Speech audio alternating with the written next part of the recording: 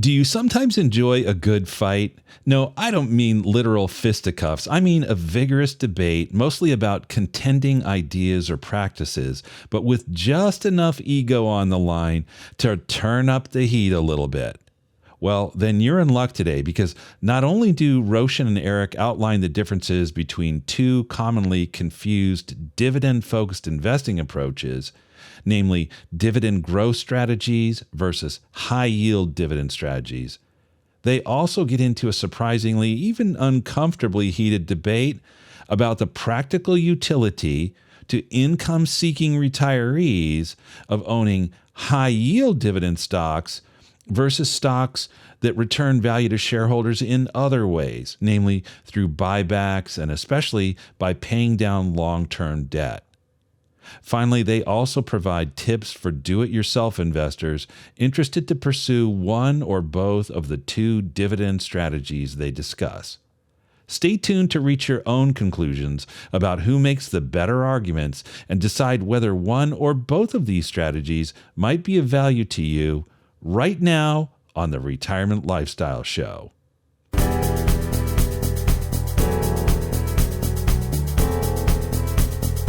Welcome to the Retirement Lifestyle Show. I'm your co-host, Roshan Loungani, here with Eric Olson. Adrian is on vacation this week up in Maine. He actually may be driving back as we speak right now. Eric, how are you doing today? How was Christmas? Oh, it was great. We live in this place that's got a great room and windows on all three sides. Since it was basically 4 days of blizzard, it was like living in a snow globe. It was amazing.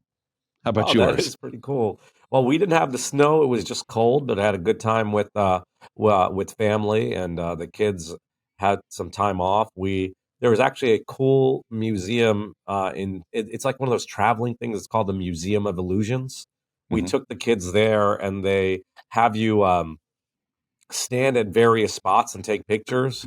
So there were things like where the kids, it looked like their head was on a plate, like literally like you were eating their head. They had a room of mirrors where they could spin around and see themselves. They had you're walking on a bridge, but the room around you spinning, so it feels like you're shaking. So it was. We took them to there on Monday, but we had a good time, good holiday. That's fantastic. Well, I'm glad that you did. Yeah. I'm looking forward to our topic today. I agree. We've got a good one today. We're going to discuss high dividend yield investing versus dividend growth investing. We'll talk about what they are, how you can potentially use them in your portfolio, the differences, and what makes sense. I'll start us off with the definition, Eric, and then Hmm. you can take over with some of what you have. So, if you're a dividend growth investor, you're typically looking for securities that may be lower yielding, so the current dividend rate isn't as high, but you expect the dividend to grow over time, and you typically expect the company to grow. Whereas if you're a high dividend yield investor, you're looking for things that have a high dividend yield right now. So when you're looking at the dividend yield, that's looking at the last dividend payment and they annualize it and you divide that by the price. So for example, if the last dividend payment was $1 and they pay it quarterly, that'd be $4 a year in dividends. If the stock's trading at $100, that's $4 divided by 100, so that's a 4% dividend yield. So if you're someone looking for a high yield, you want that percentage to be as high as possible, ideally in a situation where they can maintain that dividend.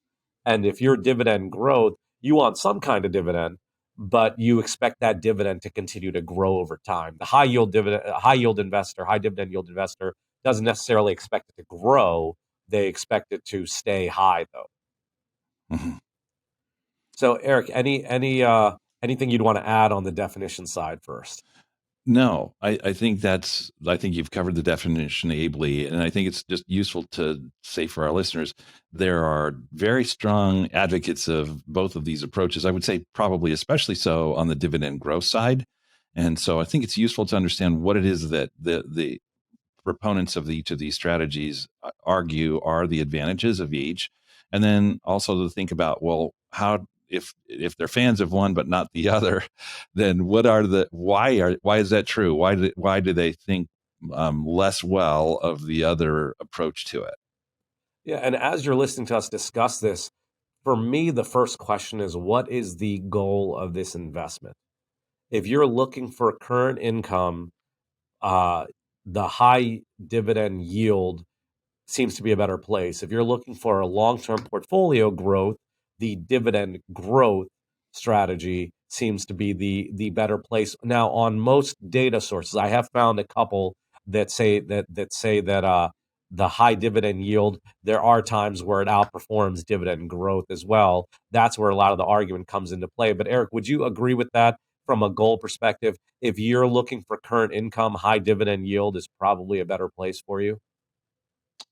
Yes, I would say depending on how much income you're looking for as a percentage of your portfolio, and also how prepared you are to make adjustments to that portfolio when the inevitable happens, which is that many companies that are generating unduly high yield, big given their long-term business models, will oftentimes have to scale that back. And so you may be thinking, well, I'm going to have this generous dividend yield for the rest of time.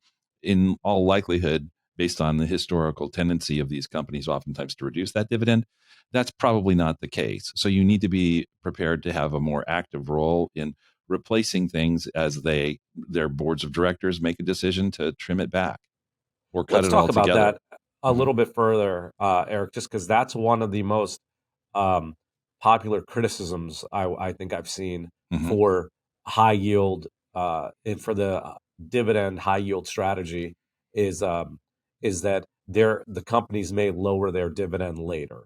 Is Hmm.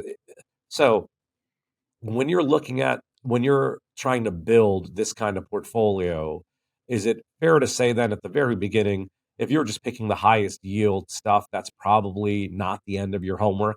It makes sense to research companies further to try to minimize the chances of the dividend yield being lowered. Oh, absolutely.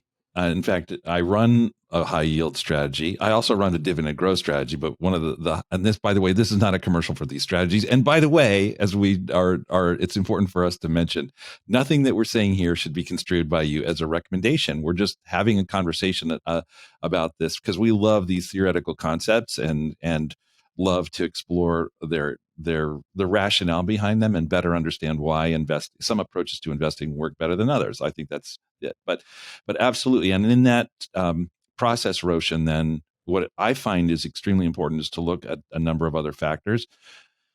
One being how much free cash flow does this company generate? If it's not already just a giant cash register, in that sense, it's probably not going to be as able to sustain a high dividend payout. And by that token, it's also, I think, useful to measure what is its susceptibility to financial distress. And there are a number of measures that have been developed to look at that question. And so you can pull up some of those data if you have some of those data sources to have various assessments of the financial distress and probability of potentially failure as a company. So getting to very, very high quality and isolating your exploration of these high dividend yield companies among only those companies that are of very high quality, I think is a great safeguard. I completely agree. I completely agree. And as Eric said, these aren't recommendations. We love looking into this further, sharing our analysis with you and our thoughts on these things. But that's one of the things that really stood out to me. One, as a response to one of the biggest cons to this portfolio, yeah, the high dividend yielding strategy that while the dividend could go down, well, do a little bit of homework and you can help minimize that risk. Hmm. Hmm. Yeah, and so the just to give people an idea of what the payouts, what we mean by high yield, I will say over the some years that I've been running this particular strategy, that yield has been generally speaking around the mid to high fours, all the way up to sometimes the sixes. As it happens right now, this is not. I don't believe this will typify this strategy for the long run, but it's actually on an annualized basis right now yielding around a 9 or a 10. But all of the quality measures for these companies are so very, very high that I'm not concerned quite so much that I've really setting myself up in this selection of 50 stocks, really setting the model up for, disaster. In fact, so far this year, it's maybe down 2.5% with dividends figured in. So on that basis, it's, at least in this case, think about 5 or 6, maybe 4, somewhere in there. Whereas on the dividend growth strategy, a lot of times when you first assemble that portfolio, the yield, in fact, that's not only just true when you assemble the portfolio, as time progresses, the yield may be somewhere more prosaic, maybe around a 2, something like that. The dividend growth strategy that I'm running right now is actually slightly less than 2. And not, which isn't to say that everyone's dividend growth strategy would operate in that way, but proponents of this strategy say what you're after, or at least one group of fans will say what you're after here is not the initial yield. What you're after is the compounding of your yield on your original cost. If, as they pay out those dividends, you reinvest them in the very same companies, and they grow and they grow and they grow and they grow, and the compound total return growth over time then will put you in a position where, let's say, they've tripled in price over some holding period. Now your yield, even if it's, let's say, 2, if it's tripled in price, it's now a 6% yield on your original cost. Yeah, and actually, and on the other side of it, by the way, though, the high dividend yield side, there are proponents of that saying you should also reinvest, Mm-hmm. and that will help. Now, once again, you're typically um, going back to your goal. If you're looking at current income versus portfolio growth, dividend growth should have higher portfolio growth. That's the whole point of it. And Eric, as you said, as the price goes up, you're getting a greater yield on your initial investment, but you're talking, God, probably a 20-year time frame. Yeah, in some cases, households are thinking, "Well, I'm preparing to hold this portfolio for the indefinite future, and if I start doing this in my 30s or my 40s or even my 50s, I've still got a lot of runway in my own lifetime to do this. So why wouldn't I?" Well, and that's where Mm-hmm, if you're in your 40s and you're building this portfolio, going back to my initial point about goal, you're not doing this for the income mm-hmm, typically, right? mm-hmm. Whereas if you're in your 60s and retired and doing this, you're doing this for the income. That's why I keep going back to the initial goal because I think they're compared because they're both dividend strategies, but I think if you look at who actually uses them, they're very different individuals.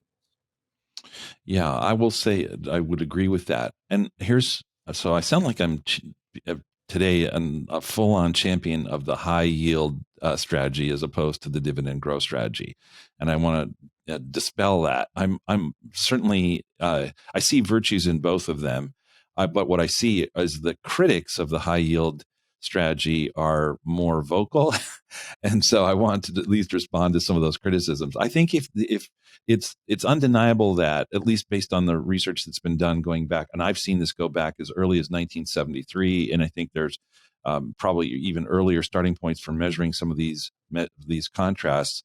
But if you were to say, I'm going to select a group of stocks at the start of each year, and I'm going to do that, I'm going to weed out the ones that maybe in the rare case do drop out and no longer grow their dividend or cut their dividend.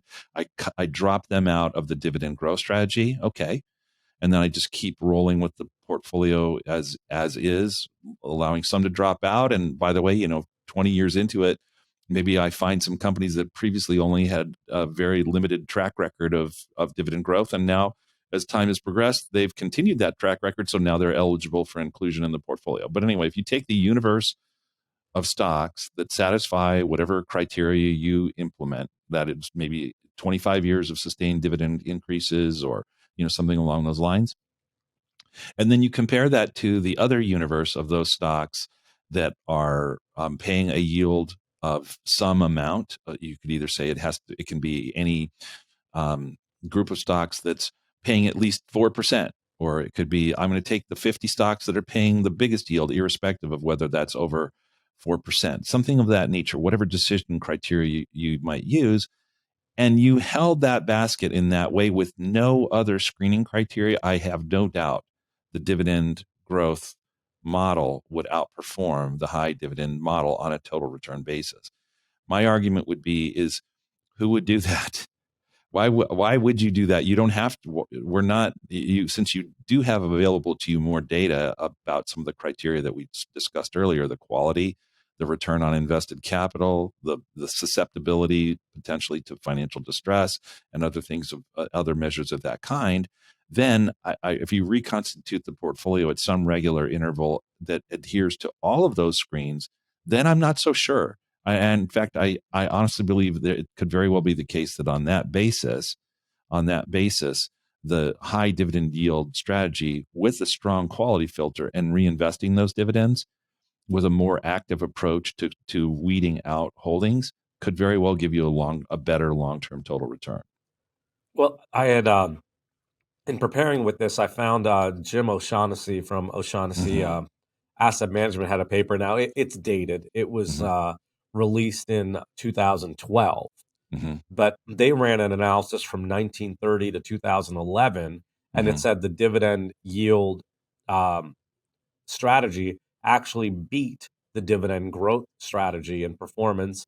It also beat the S&P 500. Now, the timing is very important in this conversation, because from roughly 2009 to 2022, so that 12-year period, growth investing was the place to be, right? Specifically large cap growth, which would fall into this dividend growth approach. So I'd be curious. I couldn't find anything that they'd updated that analysis or report, but I wonder if that analysis is no longer the case, where, yes, during 1930 to 2011 it outperformed, but from 1930 to 2022, I wouldn't be surprised if things shifted. Well, I'll challenge that maybe on one level, is that it is certainly the case that many of the tech companies that had great success between 2009 and 2022 were the larger, more established tech companies. And it also happens to be the case that some of those companies later, as they've matured as businesses, have not only begun to pay dividends, but have gradually gotten the gospel, if you will, and their boards of directors have gradually increasingly committed to paying a regular dividend. But it should also be noted that many tech stocks don't pay a dividend at all, or if they do, it's quite meager, and there's not necessarily that same commitment to that dividend growth. So what would be examples of some strong dividend growth, historic dividend payers? Well, one would be, and this is not advocating this stock, let me just highlight this, it's just using this as an example of one such payer, is Johnson & Johnson. So that, far from a growth stock, that would be, if anything, considered sort of a mainstream or even maybe a value stock that just continues to spin out dividend growth. Yeah, well, let me go back to one thing on that. Not that I disagree with what you said. I probably picked the bad example, though, with that tech sector space. You still had large cap growth in general outperform, and there would be dividend payers in the large cap growth. Yes, category. That's true. Absolutely, that is true. So first of all, O'Shaughnessy is one of the really careful researchers out there, and on that basis, especially since the other studies are going back to the 70s in most cases, I saw some that started in beginning of 1979, other in 73. He's going back to the 30s. It's a much longer runway of data there to make that kind of comparison. Yeah, and you also had that shift that goes back, I believe, to the 80s, where companies were doing more stock buybacks than dividend payouts. Well, Roshan, concerning buybacks, prior to November of 1982, the federal government forbade companies from. It is forbade, is it? I think that's the past tense of to forbid. I should know this. Anyway, I'm going to just go with it. Confidence. They forbade the.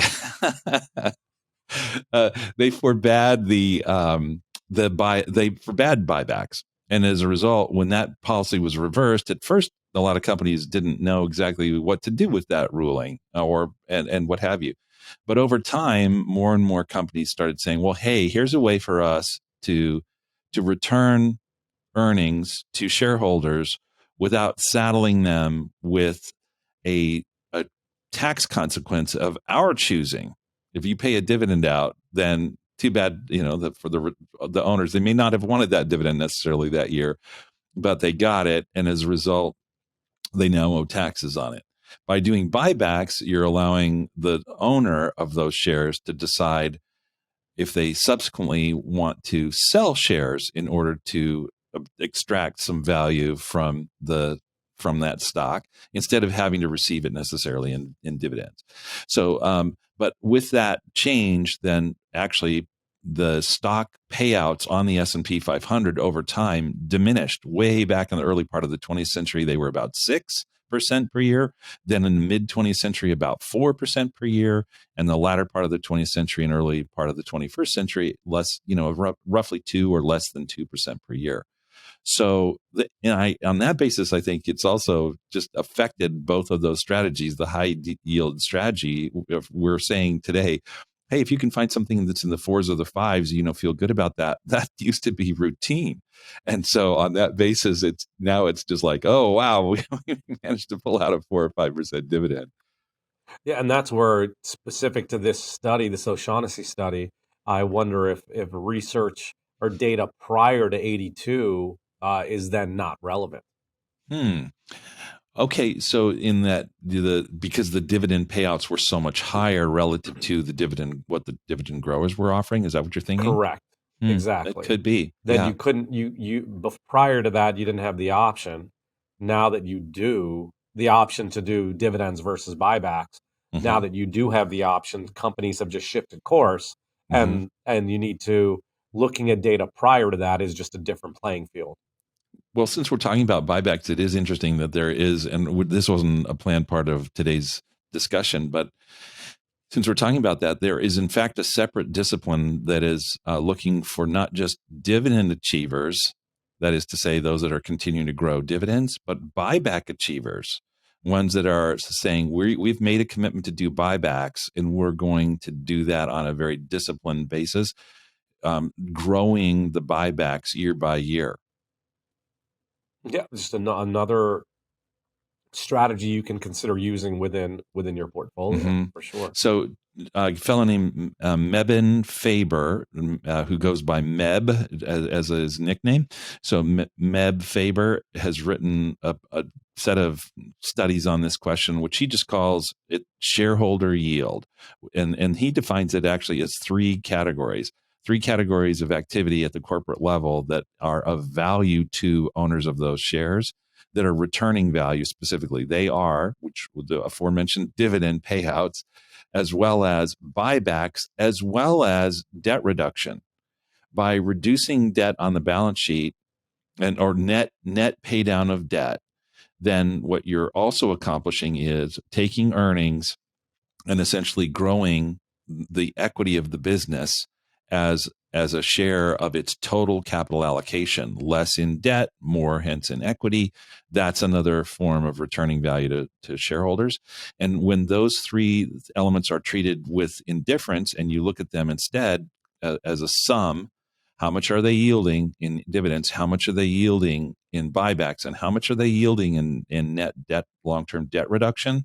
That in total would be considered a shareholder yield. And so goes the argument that Faber and others along with him have made, is that the combined shareholder yield strategy is the most effective approach to measuring those discrete factors.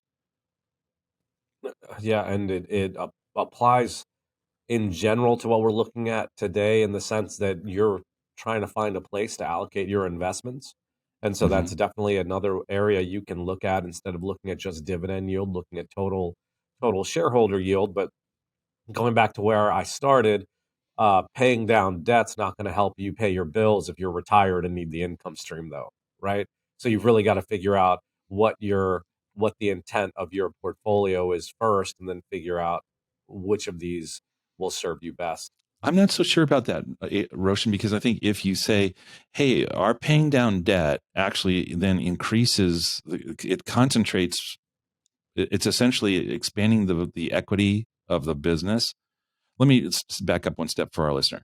So if we think about an enterprise, what it would cost, let's say, Roshan, I was going to come by your house. There would be a market price for your house. And I don't know if you've paid off your mortgage. I haven't fully paid off my mortgage. So, but let's assume for the moment that you have a mortgage. So I'm going to pay you for both the amount that you own as equity and also what you own as what you have as a mortgage. The cost is not going to change for me. I would call that, the analogy to that in the corporate world would be enterprise value. It's the combination of both the equity and the debt. And on that basis, then, if you were to pay down the debt on your home on an accelerated basis, would that be if I was currently an owner of that home, would that be a value to me? I think it would be. I mean, Well, see, I think you're in the theoretical world. Here's what I meant. Let's say you mhm, have a simple math that I always like it. You've got a $1 million portfolio and it's yielding 5%. That's 50,000, right? mhm, In mhm, your pocket. If instead of a $1 million portfolio where they're paying you dividends of 5%, those companies are paying down 50,000 of their debt every year. mhm. You can't pay your personal bills off of those companies paying down their debt Well, I think you actually can. Here's without how. selling shares of your stock.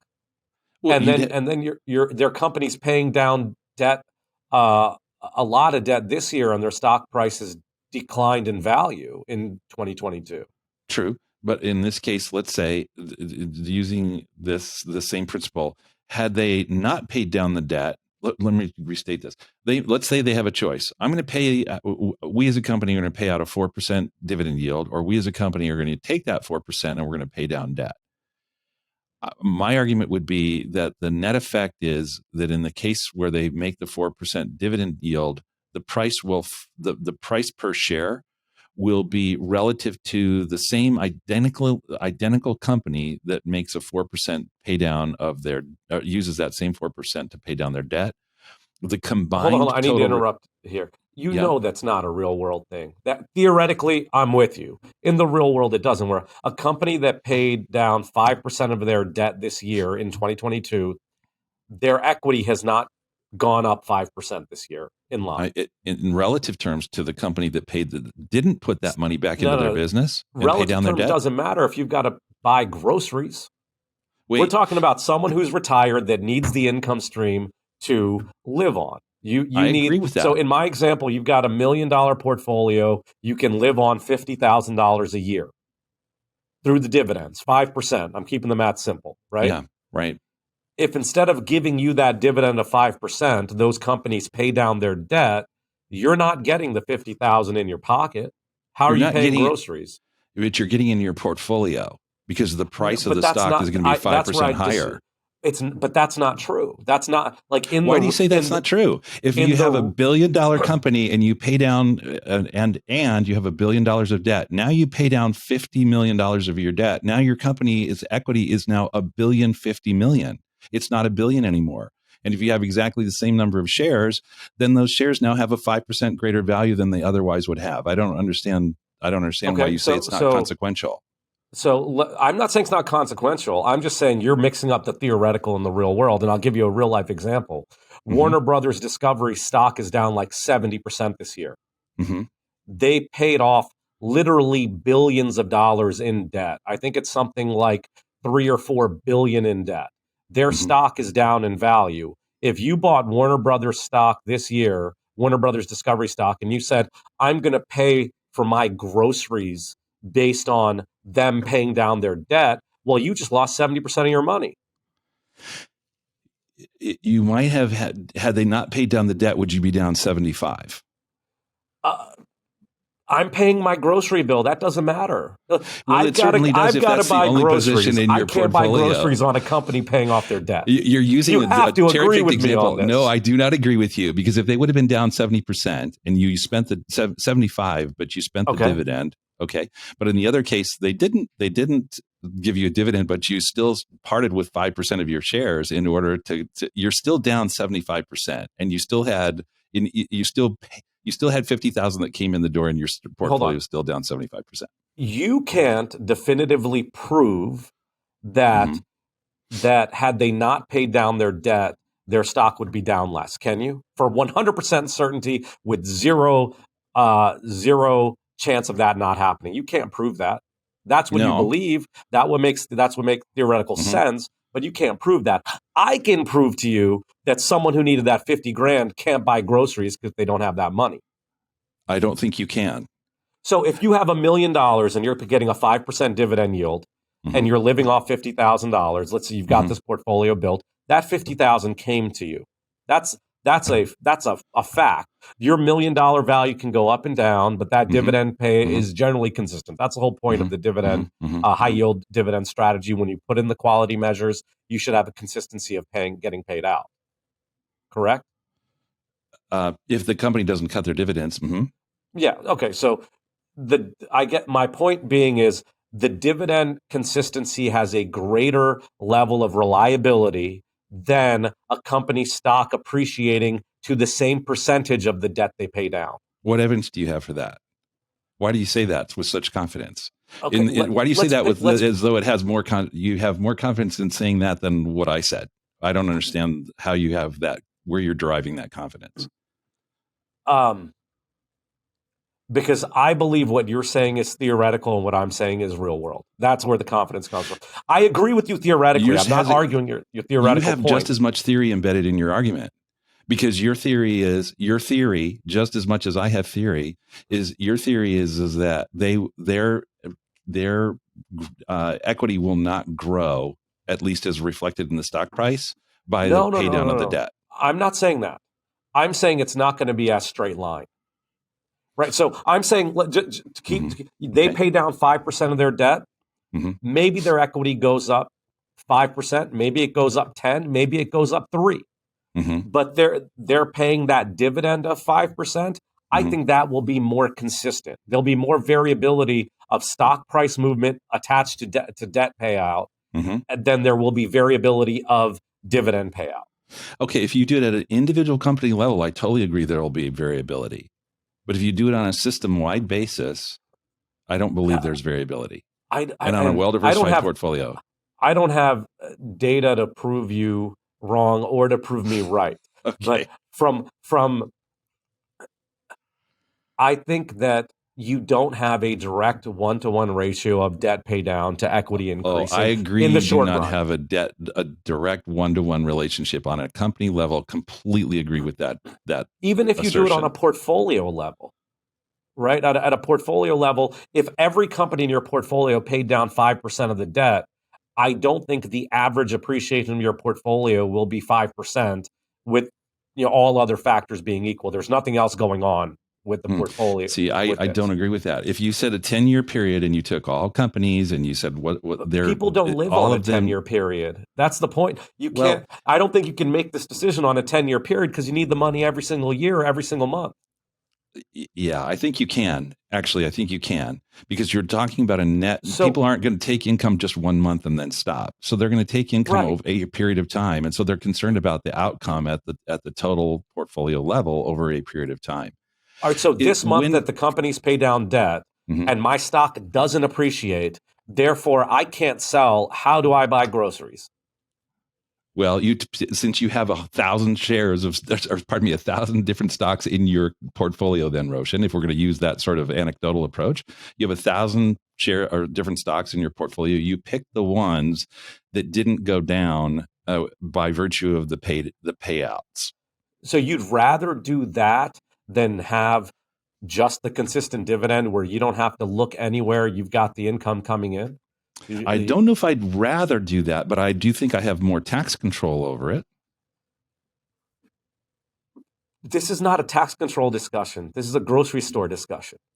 Look, Roshan, these companies make earnings. They do something with the earnings. They give them back to the shareholders in some fashion. My argument is if they give them back to you as debt reduction, they give them back to you as dividends, or they give them back to you as share buybacks, the money isn't evaporating into thin air if they do the latter two of those approaches. I mean, to say it's not as though the only real way you have real money in your outcome as an owner is if you receive it as a dividend. the other approaches also put real money toward the shareholders. We're comparing. I didn't disagree with what you said. Where I disagree with you is the fact that if you're looking at living off of this income, it is probably better for you to have them give you the money as a dividend than pay it down as debt. As an individual, like, would you? What's the simpler approach in your life? Having a portfolio that pays you the dividend and you just get the money in your bank account every month, or saying they paid down debt instead. Let me go figure out what I've got to sell right now to Simpler do it. And what if it's that. this year? Mm-hmm. What if it's this year where almost everything's down? Right? You take out like energy, and you're selling at a time where you don't want to sell. And that, in my opinion, the worst thing you ever want to be as an investor is a forced seller, and that's the position you'd be put in this scenario. No, I see. I think I'm still not apparently registering this with you. If I have $1 million portfolio, would you rather have the $1 million yielding you 5% a year as a dividend, and you're just able to go pay your bills with that 5%, or have that $1 million portfolio yielding 0, but they're paying down debt? The answer is I'm indifferent to them. Oh no, let me give you a different scenario. You have a client walk in the door, and they say, Eric, I've got $1 million. I need $50,000 a year to live on, and the only two investment choices you have is $1 million portfolio with the 5% yield, or $1 million portfolio where those companies pay down 5% debt a year. You got to pick one or the other. What do you recommend to this person? Well, I probably, in that case, would say let's do half in one and half in the other. What? So what do they do for the other? So now they've got $25,000 a year. What are they doing with the other 20? I think you're saying this just to make your arguments point, and not for here's why the listeners are going. These two freaks are geeking out so much on this one point of minutia. So, by the way, I love the energy. This is the most energy we've brought, I think, in about 2 years. So this is pretty fun. Actually, listeners may say, this is terrible. I don't want to listen to this any longer, but I think this is fun. Still there. If they're still here. Here's why, Roshan. Here's why. Let's take the truth is that behind the scenes, some companies will make that 5% dividend payout by paying an unsupportable level of what we call a payout ratio. So the payout ratio is, what is my yield payout in dividends versus what are the yield on per share versus my earnings per share. And it's unfortunately the case that if you take, some companies will overdo it and they can't sustain it. And as a result, it's harmful, at least perhaps in the level of reinvestment in their own businesses, or it's also it's not something that they can keep going. It tends to be somewhere on balance for the high dividend companies where you don't use a quality filter, a free cash flow filter. The dividend payout ratio is about 70%. Whereas we made that statement at the beginning that when you're selecting this portfolio, you can't just go on yield. You got to select the quality filters. True. Okay. Yes, but I'm telling you, this is so. But the problem is that some companies say, man, we're going to have egg all over our faces if we cut our dividend, but we don't. But in sort of behind the scenes, we don't have the money to really support this. So what do? They take on new debt during that period in order to make dividend payments. That seems to me to be robbing Peter to pay Paul, and it's not good for the shareholder from a total return standpoint. It may feel good that year, like you said, they got their 5% payout, but it's not good for them long run as a shareholder of that company. Well, aren't you screening for that when you look at your dividend portfolio that you've built? I am, yes, but if you're talking about just a general portfolio, I'm a client coming to you, so it's your portfolios, not general. Okay. Right. So in your portfolios, if you've using Eric's portfolios, you've got the dividend yield portfolio doing 5. You've got another one with no dividend yield, but they're paying down 5% of debt, and this person needs $50,000 to live on. You've solved $25,000 by the dividend yield. The other $25,000, you're going to just sell stock every month or every year, however the time is. Yep. And pay down debt. I am. I'm going to do rebalancing on a quarterly basis enough to generate that $25,000 or $6,000 per quarter, And where it'll shave because of the rebalancing process is those companies that have held up best during that particular quarter. And so I won't be selling that one that's fallen by 70%. In fact, if anything, it might be adding to that position so that when it recovers, I'm in better shape. Well, and I don't. I'm just looking at using the market averages right now. And granted, this can't answer this question. Mm-hmm. I just don't have a better source. But Mm-hmm. you're looking at the S&P 500 being down over 20% this year. Yeah. You're probably selling some things that have lost money in order to generate this income.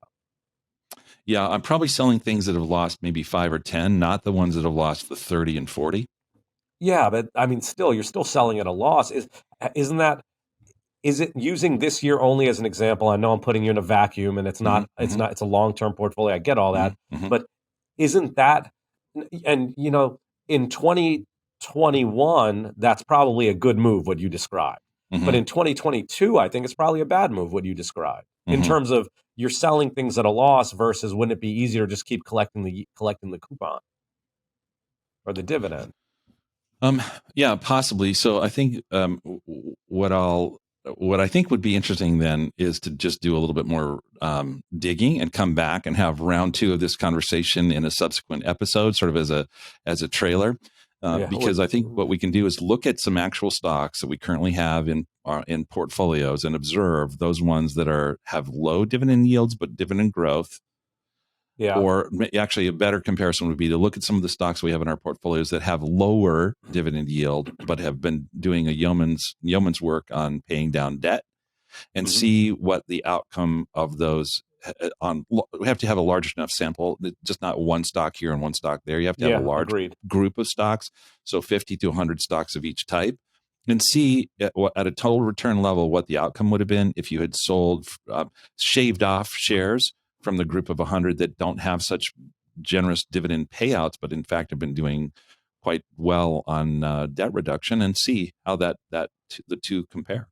And if you really did split up the portfolios like that, especially with what's happened, particularly in energy this year, I imagine that would be in your dividend high yield strategy.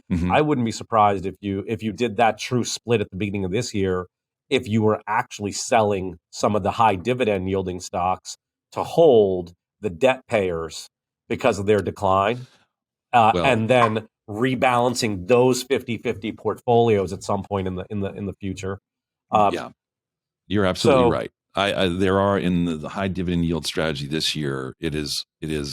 It's rotated on the quarterly reassessments more and more heavily toward energy or over the course of the last 15 to 18 months. No question. Yeah, this was a lot more controversial than I expected. I loved it, man. High yield versus high dividend strategy. and as I think about it, I think that going back to my point of, do you want income or do you want growth on the portfolio? The time frame is such a huge comparison, and just really individual investor thought. Like I'm thinking of clients in particular that are somewhat risk averse and want to live just on the income. I think even pitching them that, well, instead of getting the dividend yield, you get this debt pay down. They'd look at me like I'm crazy, right? If I even though in the long run it may work out better. Let's just say that is the case in the long run, and we have data to prove it and so on. Yeah. I still think they'd look at me like I had two heads if I said that. Whereas others, especially with the longer term time frame, would be a fan of it. Eric, let's get back to the dividend yield, high dividend yield strategy versus dividend growth investing. What other pros and cons do you have for each that we haven't touched on so far? I will say that a pro of the dividend growth strategy, again, if you're doing this in a taxable account, that's an important caveat in this particular case. Since the purpose or the approach to this investing is really to curate a portfolio of stocks that have this historic tendency to maintain their dividends, you have lower turnover, all else being equal. And as a result, if you have lower turnover, then you probably also then have less of a issue of sort of forced realization of capital gains. By the same token, you may not have, I guess, if I think about it, you may not also have the issue of, or the opportunity of forced realization of capital losses at least to follow the rules of the system. And on that basis, um, I guess you'd have to ask yourself which of those approaches is better off. I did look in advance of this conversation at a couple of the um, bundles out there that and I'm not going to name names, but I'll just refer to a couple. There's one that focuses on it focuses on these dividend growers from among the S&P 500. That one is down from the beginning of the year roughly about 5%, roughly 5%. The other is mid caps. The mid cap, I'm including, by the way, the dividend payouts from these companies. The mid cap version is up maybe 0.5%. So this is on that basis, you have to say both of those are success stories when compared with the broad S&P 500 for the year. So in this case, at least, it looks like high dividend payouts aren't necessarily the only way to have a good result in a year like we've just had. I would say it's something that's up 0.5% to down only 5% is so far this year is a win. And by the way, that includes the reinvestment of those dividends. Yeah, especially with what's going on this year, I think that Mhm. is that would be a win. Mm-hmm. Looking at that for sure. It's worth noting, especially when you get into the mid cap space, or if you go even further into the small cap space, when you have added a dividend to your screen, you're eliminating companies that aren't making any money, right? If they're paying a dividend, they've got some kind. Typically, they're not, as Eric you had mentioned earlier, they're not issuing debt. They're typically you're getting companies that actually have um, the earnings to pay the dividend. And when you get into those smaller companies, that helps eliminate the ones that are going to drop by the 70-80% that aren't making money yet in Mm-hmm. this kind of down market. Mm-hmm. Mm-hmm. Yeah, I'd agree with that. Will say for me, the quality filter is largely driven by looking at free cash flow compared to their enterprise value. It's largely driven by looking at a couple of other academic academically generated studies that index a number of quality attributes. One by a professor named Petrosky, another by a professor named Sloan. So those are important. But I'm also looking at, and this is again not a sales pitch for my approach. What I'm also looking at are I want to put these companies into the portfolio only if they're attractively priced at the moment compared to the rest of the overall market. That by attractively priced, I mean they're a little bit on sale to a lot on sale. I don't want to overpay for these companies because I'm looking in the classic Benjamin Graham terms for that margin of safety.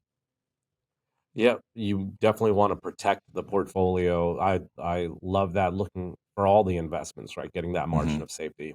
Mm-hmm. What else do you So have on your pros and cons list that we have not covered? I don't have another pro and con, but I do have a couple of tips. Yeah. So for those of our clients that are thinking, hey, I really like the high dividend yield strategy because I'm more in that camp. I'm not looking to wait 3 or 4 decades to see my eventual yield on cost be so high. I'm looking for payouts right now. And I don't have necessarily all the cool tools it sounds like you, Eric, and you, Roshan, have for doing all of these quality filters and what have you. I just need to, I have to do a little bit more of a basic approach. Here's what I would say. Tip for you would be, if you want to do this at home, the tip for you would be, if you're going to take the universe of dividend paying stocks, don't go to the highest quintile, probably, all else being equal. That's an important caveat, all else being equal. Instead, focus more of your attention on the second quintile. Why? That is to quintile again, the top 20%, next 20%, and so forth. Why that second quintile? Because generally speaking, they're less likely to be overpaying. They're less likely to be forcing that payout ratio to a level that cannot be sustained. And so your total return, historically, as various studies have shown this, that second quintile is a little safer place to be. On the other hand, if you're saying, no, I'm more attracted to the dividend growth strategy, I want to try to get into that, understand more about that. There are a couple of tools for you. So the fellow named David Fish started this, and he's now passed away, but it's maintained by a fellow named Justin Law, and it's called Dividend Champions, Contenders, and Challengers. And so this list is a free spreadsheet that you can obtain, and this will list a number of the companies that are maintained in that database that have shown a propensity to sustain their dividend. If you have access to other tools, and if you reach out to us, we can talk with you about some of the other tools that Roshan and I each use to be able to find companies that have consistent records of either not reducing their dividends or better yet, increasing their dividends. But we can certainly, guide you to some of those tools. And our contact information for that matter is in the show notes. We will probably not argue with you in the same intense way that we argued with one another today. So if you're going, Eric, I just don't like conflict. I don't dare call either of you. I promise in those sorts of settings, we're quite pleasant. We're quite agreeable people. Yeah, and we just argue with each other. That's right. It's too fun. Hey, we got to next time I'm in DC, man, we got to get a lunch together and go argue a little bit. That'd be fun. Yeah, let's do it. Well, for everyone, thank you for listening. This has been another episode of the Retirement Lifestyle Show. We'll be back next week. Please like, subscribe, give us 5 stars, tell your friends and family, and thanks again for listening.